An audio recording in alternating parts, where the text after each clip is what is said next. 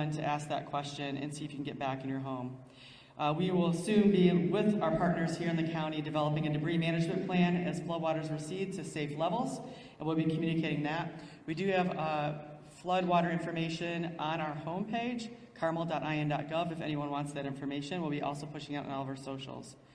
I just want to echo, I'm extremely grateful for the work of our first responders yesterday, our police, fire, streets, engineering, communications. It was a all-hands-on-deck response yesterday, and that work continues today. And I'm also grateful for partners around the community, both our neighboring cities, as well as our nonprofit partners and some of our companies in town for offering and extending their help, because that is so important, and that's what makes Carmel and Hamilton County so great. We pull together when a challenge arises, and we did just that yesterday. So thank you very much, and appreciate all your support. And now here's Mayor Fadness with the City of Fishers. Thank you, Sue. And as I mentioned to Mayor Finkham earlier, it was a surreal moment yesterday. We were conducting some rescues on 116th Street. We had to access the homes from the Carmel side, and I looked over and there were horses walking down 116th Street that had recently been rescued from a farm there. So that gives you an example of just how surreal this experience has been here in our suburban communities. I would just like to highlight the fact that for Fishers, our work started a little before yesterday. We were in Pendleton all day Thursday doing swiftwater rescue. Came back home Thursday night, and we were victims of the flash flooding that occurred from the water that was dumped into Pendleton and Fall Creek. Came down in the neighborhoods of Luxhaven, experienced flash flooding, where we had to rescue approximately 6 individuals from that neighborhood. After we conducted operations late Thursday night, we were called back up to Anderson and Pendleton to again help and aid in water rescue. As Friday came along and the White River started elevating, we started making contact with homeowners along that corridor, at which time no one at that point had wanted to evacuate. We continued the dialogue. Some left, others did not. And as of Saturday morning, we started conducting rescue operations along the White River, where we rescued approximately 10 or 12 individuals along with their pets. At this point, our rescue operations have concluded, and we are now turning our attention to recovery. And I'm just so proud of the public responders, or the public safety responders. Their compassion and professionalism throughout the last 3 days have been incredible, and I have every confidence that our recovery will share the same level of professionalism and compassion that we've seen over the last 3 days. I would encourage any Fishers resident who is affected by this to plug into our communication channels at the City of Fishers for Fishers-specific information. We are closely coordinating with our county, but if you're looking for information about roads in Fishers, or you're looking for resources in Fishers, please be sure to check our website for any information, and we look forward to serving our residents throughout the duration of this recovery. At this point, I'd like to turn it over to Mayor Jensen. Thank you, Mayor Fadness. Chris Jensen, Mayor of the City of Noblesville. As my friend Scott highlighted, I want to point out the interlocal cooperation that we've all seen. A natural disaster like this, historic in nature, we've not seen these floodwaters in 113 years, but a natural disaster like this does not know city boundaries or county boundaries. We are truly all in this together, and we are here to assist one another. In terms of Noblesville, obviously a little bit of a unique perspective having the White River flow through our downtown area. So over the past 72 hours, we have been able to voluntarily evacuate about 170 of our residents and many pets as well. We have a total of about 552 residential units that have been impacted by this historic flood here in our city. We have focused heavily on 3 main areas, one being the Riverwood community just north of downtown Noblesville, technically out of our city limits, but within our public safety jurisdiction. We have been heavily focused in the southwest quad area of our downtown along the river, as well as Federal Hill Commons. We've been focused and working with the owners of the Federal Hill apartment building there that was built and designed in the floodplain to get power restored to that area. We'll work closely to get the floodgates down on that building here in the coming hours as the water continues to recede. I want to thank one of our local companies, Gaylor Electric, who has jumped in to come alongside us in some of the assisting of turning that power back on within the City of Noblesville. We'll be focused today on the cleanup effort, gathering with our street department, our wastewater department, as well as public safety, to identify next steps in terms of cleanup. We'll be using our drone technology to fly over the community to make sure that we are assessing any and all areas. One last note I will make is obviously our wastewater treatment plant is along the river, has been there for decades. I can tell you that the floodwaters, while surround the plant, did not impact the plant's operation. It is a fully functional wastewater utility plant with no impact to the tanks that are there along the Pleasant Street corridor. I too want to thank our partners. So many have asked to step up and volunteer. Donations can be directed to the Hamilton County Community Foundation, financial donations. Volunteer operations are being coordinated through our friends at Serve Village, and then if you want to donate items, many local churches, the Red Cross is here to help with that as well, and also our friends at the Good Samaritan Network. So thank you so much for all those that continue to raise their hand to be asked to be deployed to assist us. We know that you are there keeping us in prayer and ready to help when the time is right. We do ask for folks to continue to stay off of our roadways that are closed. Stay home if you can today. Let us continue this operation. Let us get things cleaned up, and we will put you to work in our community very, very soon. With that, I'll turn it over to my good friend, the mayor of Westfield, Scott Willis. Good morning, Scott Willis with the city of Westfield. We have fared better than our neighbors throughout the county. While we certainly have pockets of flooding throughout the city, especially along Cool Creek, as of today, nobody's been displaced, and from what we can tell, no infrastructure damage. As things dry up, we'll get a better picture there, but for now, we've not seen any infrastructure damage. Our thoughts and prayers go out to all Hoosiers throughout the state. We'll keep them in our minds over the next several days as our communities recover. Our men and women of public safety and our streets department remain available and ready to support our neighbors throughout the county. And with that, I'll turn it over to Chad Nett. Good morning. I'm Chad Cannett, the Director of Hamilton County Emergency Operations. Hamilton County Emergency Operations is the emergency management and 911 center for Hamilton County. Today I wanted to very quickly just give you 3 points of where we've been, where we are, and where we need to go from here, just so that we have a unity in message and going forward. I don't think I can speak without saying to the people that live in our community that we're sorry. We see you, we hear you, we know what you're going through, and we're sorry you're experiencing that, and we're here to help you and meet any possible need that we can in helping you recover from this and get through it. Secondly is thanks. Thanks to our political leadership, our public safety, our public works, and every member of our community and our business community that has stepped up in this. I've worked in a lot of places in public safety, and I've never seen the collaboration that has happened in Hamilton County and continues to go forward. And with that, a reminder that this is a marathon and not a sprint. The rain has stopped, the river is receding, but the recovery is a long process. The hazards are still there, the challenges are still there, but the spirit and the collaboration that we have in going forward is what makes this community successful, and I'm thankful for that, and I thank you all for that. Whether it be state, local, county, or our federal government, everyone is pulling in the same direction on that, and that's important, and it's leading to this effective and efficient recovery process. So where were we? Well, we set the record of the measurable level for White River. It went to 24.6 feet. The previous record in 1913 was 23.8 feet. So we increased that by nearly a foot. We've had significant development and progress and growth within Hamilton County, so the challenges that were there in 1913 were very different than the challenges in 2026 with that even higher elevated river level. We are currently at 21 feet, which is a significant decrease, and it continues to go down as we're here. So the roads are becoming drier and clearer, but that does not mean that the hazards have stopped. Many of those roads, barricades are pushed aside and people see that they can progress down them, or street departments haven't had the opportunity yet to assess them, but they're open, but the hazards are still there. There are large holes, there may be washouts, there may be bridges that we need to actually inspect to make sure they're effective. So continue to be under that travel watch that we are and behave within the travel watch parameters of being safe and cautious as you go forward. We are also currently still under a flood watch. That water is receding, but as it recedes, there are going to be hazards that we didn't have prior to that because people will start progressing into areas that they can now get to.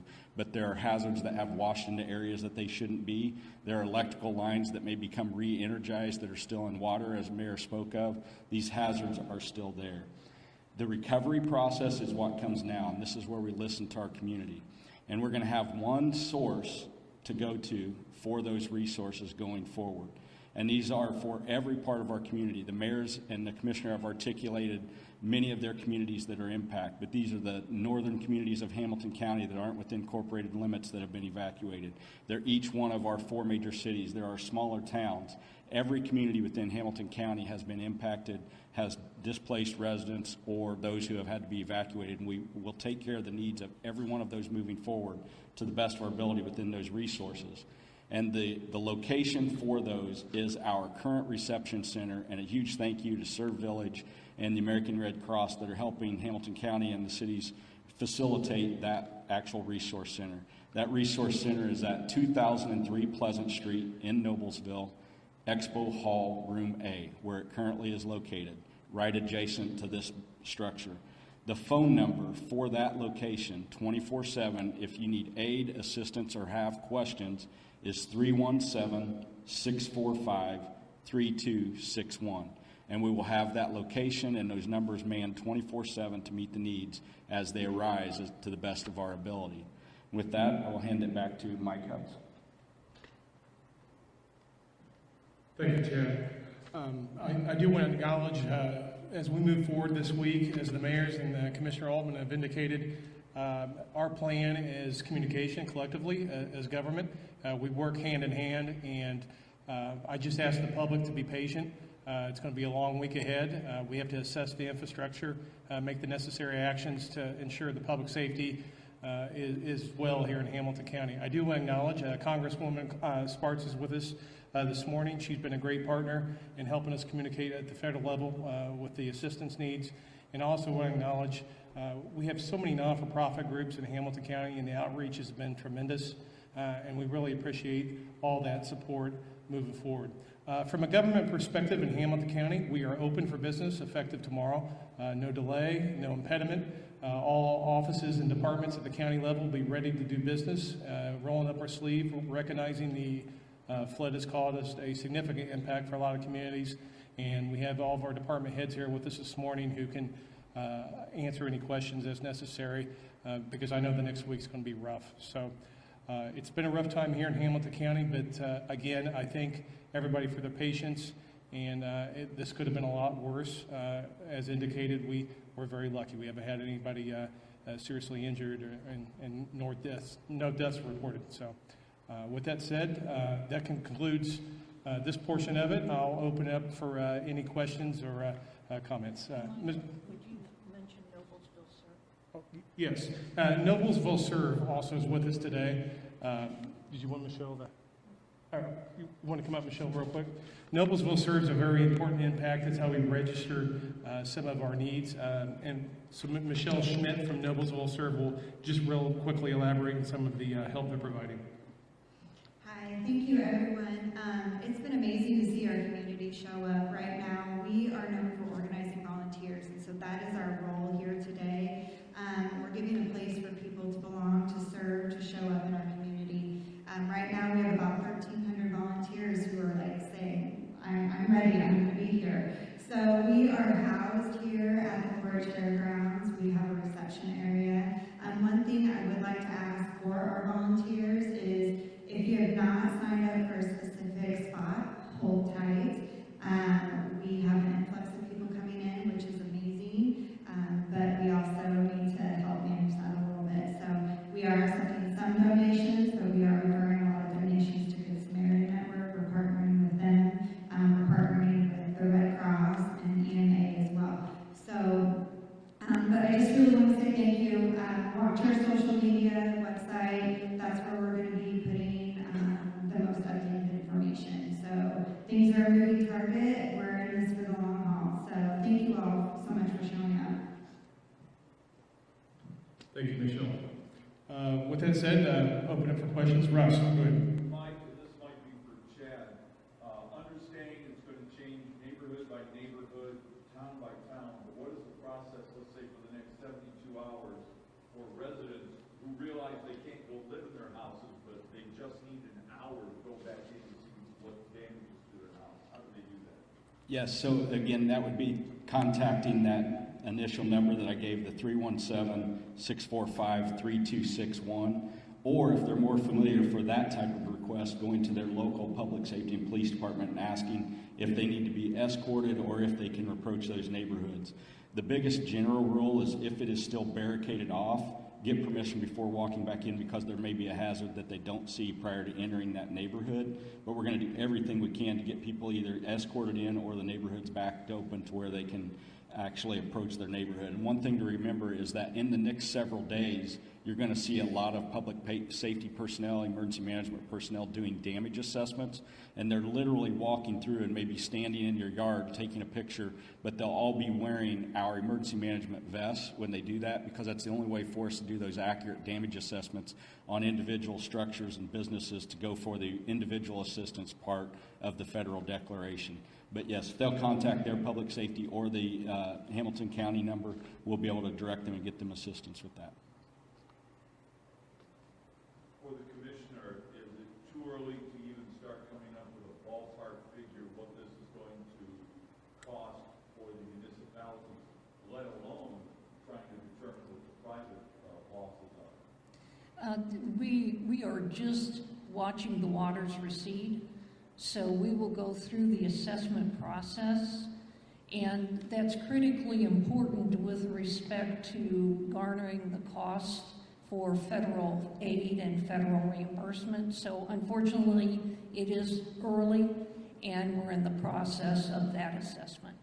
What is the status of the various water treatment plants? We heard Noblesville was okay, but you were down on Noblesville, you were down River Road. The water treatment plants, are they operating, are they shut down?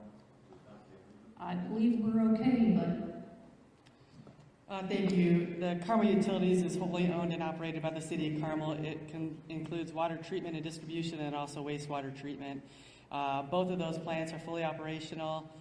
There's been a couple of things that we're closely monitoring as it regards to the river and water flow around our wastewater treatment plant, but right now, other than a minor inconvenience of one water line being broken in the Hazeldale 106th Street Bridge area, which was quickly capped off, and we're working around that, there's no impacts to either. And I want to underscore, no concern about the health of our water system. So you said 250 properties damaged, correct? That's correct. 230, yes. And just in Carmel, though, sir. Yes, sir. Thank you. And I do want to reiterate what the mayor and commissioner said. We have not been informed of all public health systems in the county are fully functional. There's no public health concern. The water has been still good. The wastewater, we're up and running. So I have no reason to believe anybody in the county cannot feel comfortable with what we have intact. It will remain intact. Obviously, if that changes, we'll let you know. But I would assume that the water running in the streets of the neighborhoods would be contaminated. Yes, You don't yes. want your kids playing there. Yes, yeah. Frankly, in White River or any of the creeks overflow, that's not sanitary water. So absolutely, you want to avoid those water situations. And not just when the water goes away, when it resides, because frankly, there's been some utilities that have been covered up with water. So that's part of the recovery phase, is to allow our first responders or utility professionals to enter those areas which have been submerged for an extended period of time, so we can assess the damage and make sure it's safe to go back. could we call up Jason? Our health department director is here today. It's nice that we have public water supplies that are safe, but I would note that in the rural part of the county and even some of the incorporated areas, some of the people flooded are on wells, and I'd like Jason Lee Master to address and give advice to our folks to the safe way to reestablish their drinking water. Thank you, Commissioner. I'm Jason Lee Master. I'm the administrator of the Hamilton County Health Department.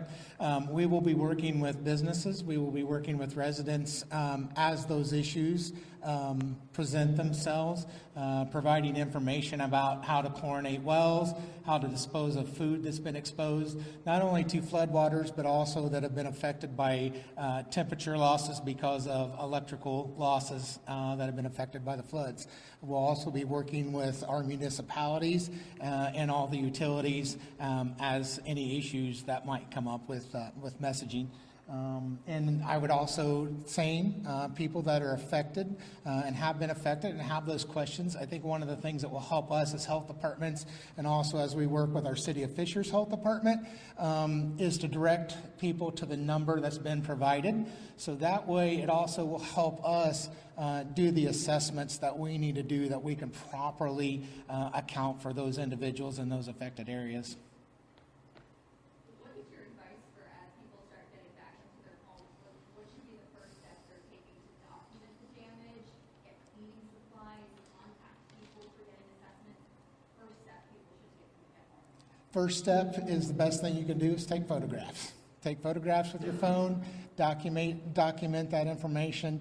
Certainly this is going to be a marathon, as Director Cannett said, and we're going to work through that long haul. The next things that we'll do as we're trying to do with dry out and educating is trying to work around the issues like mold that affect asthma and those kinds of things. So taking those general precautions like wearing gloves, potentially wearing an N95 mask for respiratory protection as we get into that overhaul process. Those are going to be key things that we're going to do. And then secondly, the same thing is just general good sanitization and hygiene, cleaning up, hand washing after you've been working with exposures. The mud, the leftover waters, those kinds of things, they're going to have small contaminants in them that we need to address. What about families who have been displaced and won't be able to get back into their homes within the next week or so? What can they expect in terms of support and shelter?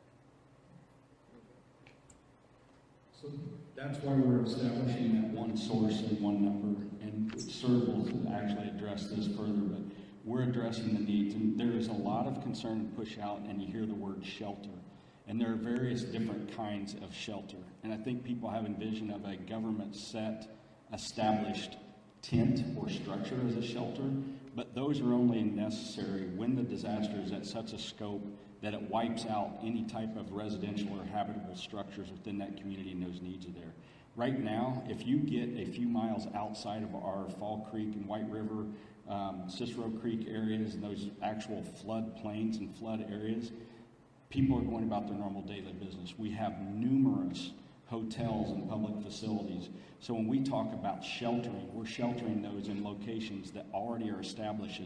They meet health code, they have bathrooms, they have privacy, they have bedding, they have food sources nearby, and we have all of our assistance. So we have sheltering, and we're working with those individuals right now. We currently have them sheltered within hotels, and we're working on funding and solutions to try and keep those, because it's going to be more equitable for them and more efficient and effective for us to possibly use existing housing structures rather than develop a shelter as people see on TV or areas hit by a hurricane. Because although this is a catastrophic disaster for us, we're blessed in that we weren't totally devastated and we have those resources available. So they need to make sure that they're contacting us, that they register with us, they ask for that assistance so that we're able to provide that and continue that throughout this disaster. How are they supposed to know that who to call and contact in these kind of Okay, great question. Thank you, Devin. So I want to reiterate that we are the hub here at the Hamilton County 4-H program. So if you are somebody who's looking for support, food, water, shelter, we need to know that. And coming here and connecting with Red Cross is the way to do that. So showing up in person, connect with us. Otherwise, we won't know if you need supports. Does that make sense?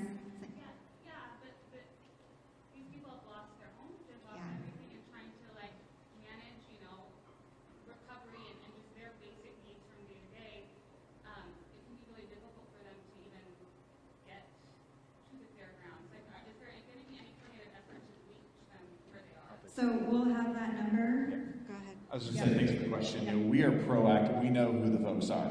We know our communities. We've been down to these homes door by door. Our program in Noblesville, for example, which is probably one of the hardest impacted, our Noble Act program has already identified those folks in conjunction with Serve Noblesville. We will be on the street still today, going house by house. We know this community.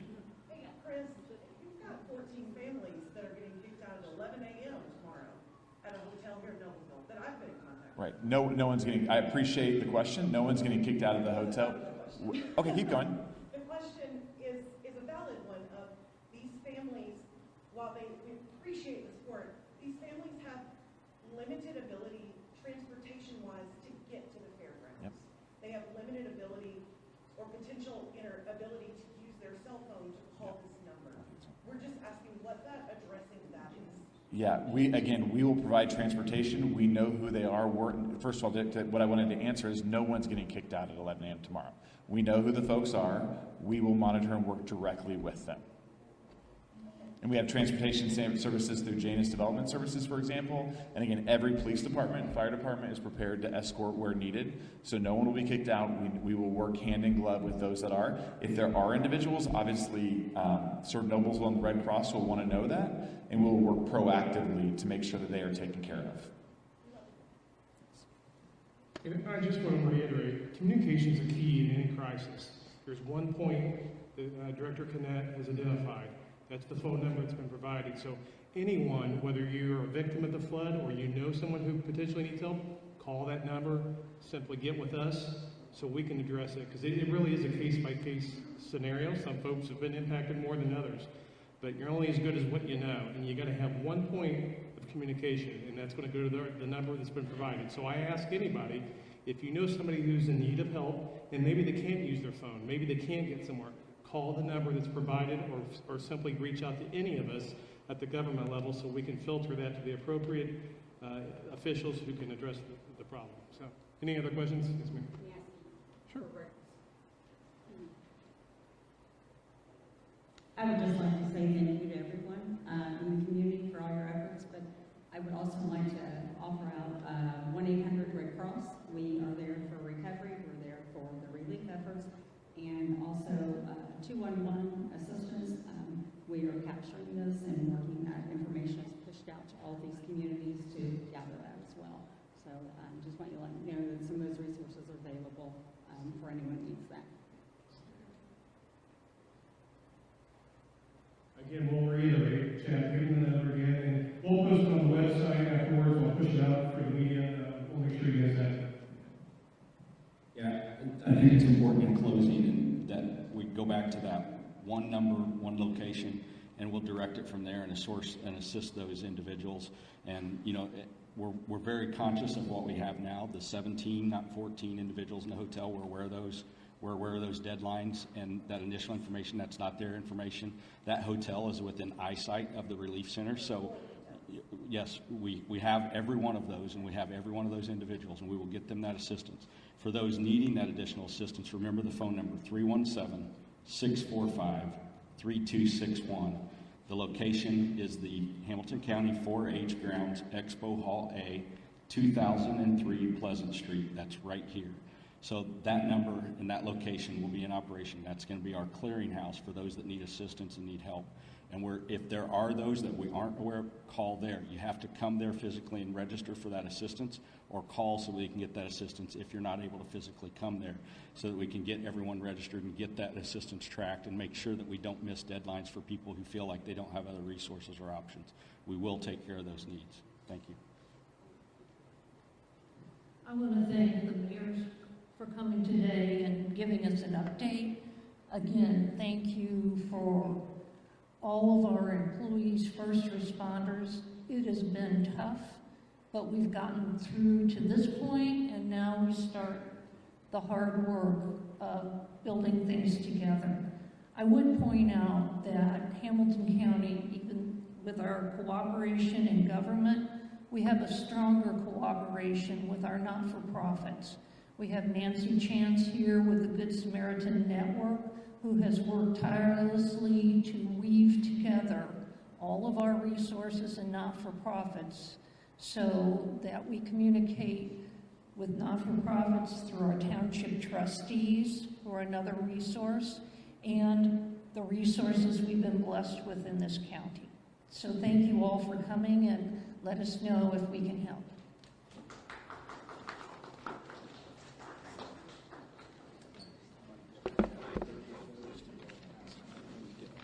I'm going to get those 30 sheets real quick. Hey, Chris, sorry we got to you. That's okay. I was with your family this morning, and one of them was at 11. My question is, have you communicated that to the Red Cross? Okay. Shell Red Cross is the minute